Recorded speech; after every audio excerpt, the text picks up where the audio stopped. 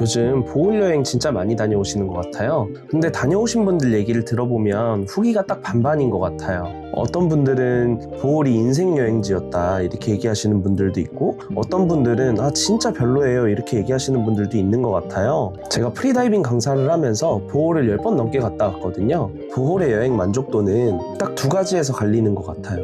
첫 번째는 남들이 못 보는 바닷속을 볼 수 있느냐, 두 번째는 진짜 맛집을 찾아갈 수 있느냐. 오늘은 제가 수천 마리 정어리떼를 만날 수 있는 그런 포인트부터 입장료 없이 오리발 하나만 들고 갈 수 있는 히든 스팟도 같이 이 영상을 통해서 이야기를 해보려고 합니다. 보홀의 교통, 그리고 놀거리, 맛집, 숙소까지 이렇게 같이 영상을 통해서 한번 설명을 해드리려고 합니다. 특히 육상 투어, 그거는 그렇게 볼 것도 별로 없는데 왕복 4시간이 걸립니다. 그러다 보니까 굳이 추천하진 않아요.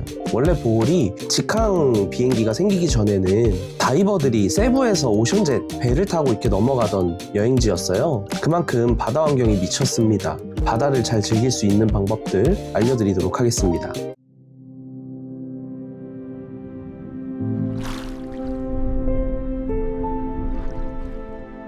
첫 번째는 교통인데요. 교통 관련해서 보홀은 다른 필리핀 도시들과 다르게 그랩이 없어요. 그랩이 낮에는 가끔 잡히긴 하거든요. 요 근래 들어서. 낮 시간대에만 아주 간혹 잡히고요. 그 외에는 그랩이 잡히지가 않습니다. 거의 모든 이동교통수단이 툭툭이라고 보면 되는데요. 툭툭이 가격도 저렴하지가 않아요. 웬만하면 거의 200페소 달라고 하고 200페소면 한국 돈으로 한 5,000원 정도 하거든요. 근데 보홀은 섬이 그렇게 크지 않아서 거의 한국 택시비만큼 나오는 것 같아요. 보통 오토바이 타실 줄 아시는 분들은 오토바이 렌탈을 해서 많이 돌아다니시기도 하고요. 오토바이는 보통 하루에 300페소 정도 하는 것 같습니다. 그리고 툭툭이는 보홀 본섬을 제외하고 이제 팡라오 섬 안에서 기준으로 놓고 보자면 끝에서 끝까지 거의 한 300페소 정도 달라고 하는 것 같고, 그리고 반 정도 이렇게 지나갈 때 그 정도는 200페소 정도 받는 것 같아요. 근데 우리가 알고 있는 유명한 음식점들이나 아니면 유명한 마사지샵, 그런 데들은 이제 샵에서 직접 픽업 픽드랍을 해주는 경우들이 있어요. 유명한 곳 같은 경우에는 검색해서 카카오톡으로 메시지를 한번 보내보시고 픽업 픽드랍이 되는지 한번 물어보시는 것도 좋은 방법입니다. 두 번째는 바다 여행지, 바다 포인트들을 알려드릴게요. 우선 첫 번째로는 가장 많이들 가시는 나팔링이라는 포인트입니다. 나팔링의 경우는 투어 업체를 끼고 가는 방법도 있겠지만 이렇게 투어 업체를 끼지 않고 방문하는 방법을 알려드릴 텐데요. 3가지 정도가 있다고 보시면 될 것 같아요. 첫 번째는 도밍고 카페라는 곳을 이용해서 나팔링으로 들어가는 방법입니다. 도밍고 카페의 경우는 카페가 깨끗하게 관리가 잘 되어 있고 물놀이 이후에 나와서 음료수를 한잔하면 되게 좋을 거예요. 두 번째는 그랑블루로 입장하는 건데요. 여기는 한국인 매니저분이 항상 상주하고 계시거든요. 그래서 한국어로 의사소통이 필요하다 하시는 분들은 여기를 추천드립니다. 여기는 프리다이빙 센터거든요. 여기에 상주에 계시는 강사님이 사진을 굉장히 잘 찍으세요. 1인당 $50 정도를 내면 프리다이빙 강사분이 붙어서 인생사진도 찍어주는 투어 프로그램도 있습니다. 세 번째는 그랑블루 바로 옆에 리조트라는 곳을 이용하는 거예요. 근데 여기는 앞에 말씀드린 두 곳과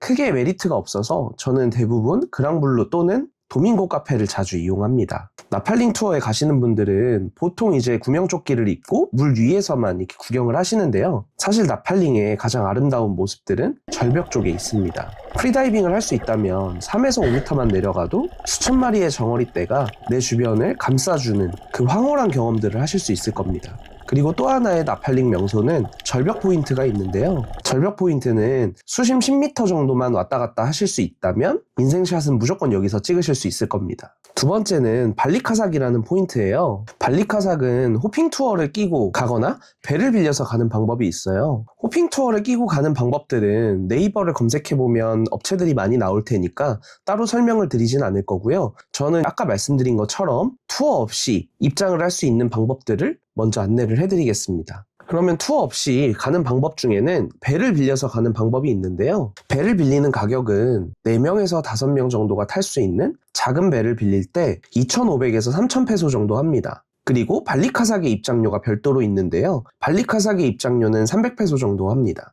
여기에 입장하실 때는 호핑 투어 같은 경우는 음식을 제공해주지만 배를 빌리는 경우는 따로 뭔가 음식이나 이런 걸 주지 않기 때문에 물이나 음료수 그리고 간단하게 먹을 수 있는 음식들을 같이 챙겨가시는 걸 추천드려요. 여기는 거북이가 정말 많습니다. 심지어 개북이라고 불릴 정도로 동네 개처럼 거북이가 돌아다닌다고들 합니다. 근데 사람도 정말 많습니다. 수면 위는 전쟁터지만 물속은 되게 평화롭고 조용한 곳입니다.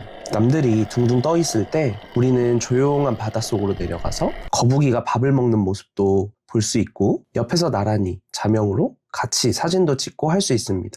이게 진짜 발리카삭을 즐기는 방법 중에 하나입니다. 자, 그리고 세 번째, 오늘의 꿀팁입니다. 여기는 입장료도 필요하지 않고 배를 빌리지 않아도 무료로 그냥 입장할 수 있는 곳이에요. 거기는 알로나 비치에서 들어갈 수 있거든요. 알로나 비치를 우리가 그냥 돌아다니기만 하는데 그 앞에도 엄청난 포인트가 있습니다. 알로나 비치를 바라보시고 우측으로 쭉 가시다 보면 세븐일레븐 편의점이 있는 데가 나올 거예요. 거기서 오리발을 조금만 차고 나가면 어느 순간 수심이 뚝 떨어지는 장소가 나와요. 여기가 산호들도 살아있고 물고기도 정말 많습니다. 입장료도 없고 예약도 할 필요 없고 내가 원할 땐 어떤 때든 들어갈 수 있는 그런 포인트입니다. 단 배가 다니는 길목일 수 있으니까 버디와 함께 다이빙을 하거나 그리고 배들을 피해서 부표를 설치해 놓고 바다를 즐기시면 좋을 것 같아요.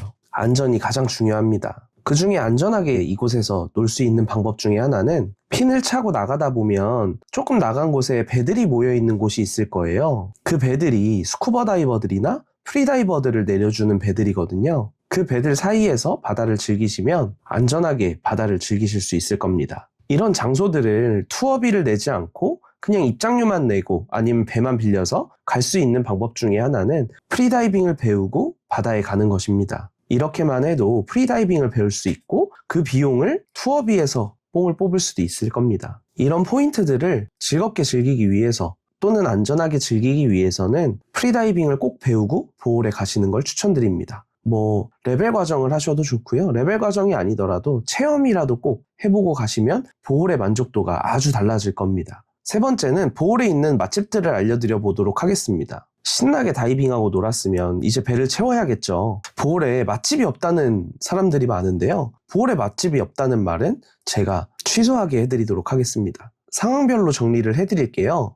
첫 번째, 물놀이를 하고 나서 으슬으슬 하거나 해장이 필요할 때, 그때는 이제 레드하우스라는 대만식 샤브샤브 가게가 있습니다. 여기 국물이 한국인 입맛에 아주 딱 맞을 거예요. 여기 가시면 갑오징어 볼은 꼭 추가해서 드셔보세요. 이렇게 직접 떼어서 넣는 어묵인데 식감이 아주 좋습니다. 근데 여기가 재료를 막 담다 보면 가격이 조금 나올 수 있습니다. 그건 조절을 잘 하셔야 될 것 같습니다. 두 번째는 알로나 비치에서 한국인들도 많이 가는 빠우라는 가게가 있습니다. 여기는 한국인 사장님이 운영하신다고 하는데요. 여기서 제가 먹어봤을 때 맛있었던 메뉴는 칠리 로제, 새우 파스타랑 그리고 등갈비 플래터, 그리고 망고 치킨이 되게 맛있었어요. 양도 꽤 푸짐한 편이고요. 단점은 여기 웨이팅이 좀 길어요. 저녁 피크 타임을 좀 피해서 가시거나 시간을 좀 여유롭게 갖고 가시는 게 좋을 것 같습니다. 그리고 세 번째, 좀 예쁜 곳에서 분위기 좋은 데서 밥을 먹고 싶다 하시는 분들은 우베코라는 가게가 있어요. 여기는 에어컨도 빵빵하고 인테리어가 되게 좋았던 것 같아요. 음식도 맛이 있고요. 음식 같은 경우는 코코 망고 커리랑 새우 오일 파스타가 맛있었어요. 여성분들이 특히 좋아하실 거예요. 네 번째는 조금 힙한 분위기가 좋다 하시는 분들은 케이준이라는 가게가 있습니다. 직원분들도 친절하고 분위기도 되게 좋았어요. 여기 그리고 햄버거가 진짜 맛있습니다. 햄버거랑 같이 케이준 치킨 텐더랑 시푸드 시켜서 같이 먹으면 진짜 맛있습니다. 다섯째, 피자를 좋아하시면 토토의 페피노라는 가게가 있어요. 여기는 제가 피자를 좋아해서 보홀에 갈 때마다 항상 한 번씩은 무조건 가는 가게입니다. 여기 화덕 피자는 가짜 화덕으로 하는 게 아니고 진짜 참나무 화덕으로 피자를 만들고 있습니다. 도우도 쫄깃하고요. 그 중에 저는 트러플 피자가 제일 맛있었던 것 같아요. 근데 피자가 종류별로 되게 맛있어서 피자 좋아하시는 분들은 한 여행 중에 2번 정도는 가셔도 좋을 것 같습니다. 그리고 여기 파스타도 꽤 맛있는 편입니다. 다만 가격은 조금 있어요. 가격은 좀 있지만 돈값은 충분히 한다고 생각합니다. 한국에서는 먹을 수 없는 그런 화덕 피자 맛이라고 보시면 될 것 같아요. 여섯 번째와 일곱 번째는 필리핀 현지식인데요. 필리핀 현지식 중에 알로나 비치 쪽에 라모이라는 가게가 있습니다. 필리핀에 가면 알리망호라는 게 요리를 많이 먹는데요. 알리망호가 살이 그렇게 많지 않아서 비싼 데서 먹으면 저는 돈이 좀 아깝더라고요. 그래서 여기가 가성비가 좋아서 여기에서 게 요리를 종종 먹습니다. 그리고 일곱 번째 게리스 그릴은 오징어 구이랑 시식이라고 하는 요리를 시켜서 밥이랑 같이 드시면 엄청 맛있습니다. 그리고 마지막으로 스테이크 하나 먹고 싶으시면 맥스카우라고 하는 가게가 있습니다. 여기에 저녁 식사로 스테이크랑 산미구엘 한잔하기 너무 좋습니다. 단 여기는 음악 소리가 좀 큰 편이라 대화를 하기에는 조금 어려울 것 같아요. 이렇게 음식점들을 소개해드렸는데요. 그 외에 술을 한잔하고 싶으시면 칵테일바 뱀부라고 하는 곳이 있습니다. 여기는 보홀에서 분위기가 좋은 몇 안 되는 곳 중에 하나입니다. 여기서 칵테일 한잔 하시면 되게 좋을 거예요. 이제 소개해드릴 곳 중에 숙소가 남아있는데요. 숙소 중에는 이제 첫 번째로 MGH 알로나 리조트라는 곳이 있어요.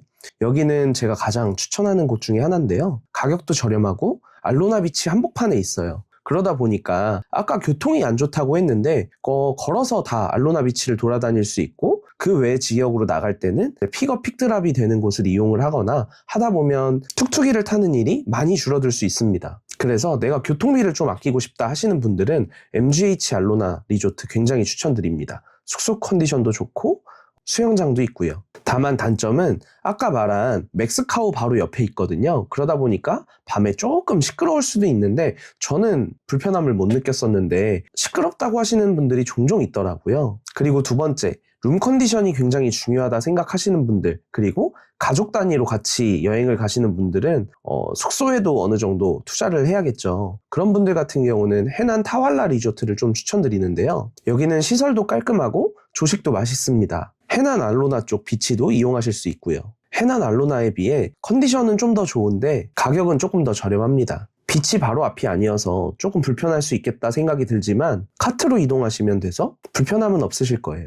세 번째는 로만 엠파이어 리조트입니다. 여기는 컨셉이 정말 독특해요. 그리고 공항이랑 엄청 가까워서 새벽 비행기 이용하시는 분들은 0.5박 패키지를 이용하는 것도 추천드립니다. 자, 이 영상으로 보홀의 교통, 그리고 히든 스팟부터 맛집, 숙소, 제가 알고 있는 보홀 치트키를 다 알려드린 것 같아요. 보홀에서 이 모든 걸 200% 즐기기 위해서는 가장 필요한 건 프리다이빙 자격증인 것 같습니다. 프리다이빙을 배우면 가이드 없이 히든 스팟을 가실 수도 있고 투어 비용을 아껴서 맛있는 걸 더 먹을 수도 있습니다. 여행의 퀄리티가 달라지는 거죠. 시간이 없다, 그리고 또 수영할 줄 모른다 해도 걱정을 너무 하지 않으셔도 될 것 같아요. 저희 명랑다이브에서는 아이다 레벨 1 과정을 하루면 충분히 취득하실 수 있거든요. 아이다 레벨 1 과정은 하루 동안 뭘 하는지 여기 나와 있는 영상을 통해서 알려드리도록 하겠습니다. 이번 보홀 여행 남들 다 하는 뻔한 관광 말고 진짜 자유로운 여행을 한번 해보고 싶지 않으신가요? 맛집과 숙소 정보는 고정 댓글에 정리를 해두겠습니다.